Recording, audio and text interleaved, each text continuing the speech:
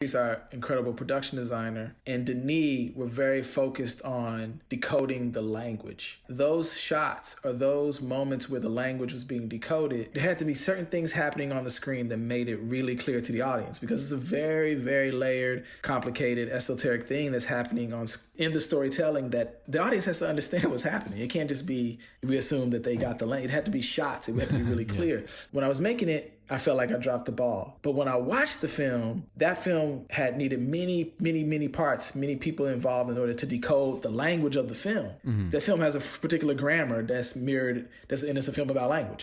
And then I started seeing things like that I forgot that we did. The structure of a building, the lines of a building mirrored inside the ship, or the way we reveal those lines and come into these optics, the windows in her house looking out into the lake, looking out the windows of the building that's very brutalist and has these same shapes that are inside the ship, looking out to her walking across the campus alone, all these sort of structural things that, again, I didn't have very clear answers, but Patrice was very clear. Denis was very clear. We all bring what we can to the table, and it's our job as community members in the collaboration to pull each other over the finish line. You know what I mean? Like, I see you falling, I'm gonna pick you up and pull you over. You know, that's not one person only does that. So everybody's doing that to each other. The fact that the film that had a vision, it did have a visual language. The fact that it had that is a testament to the fact that number one, Denis is an extremely visual director, and the fact that none of us were willing to let that go.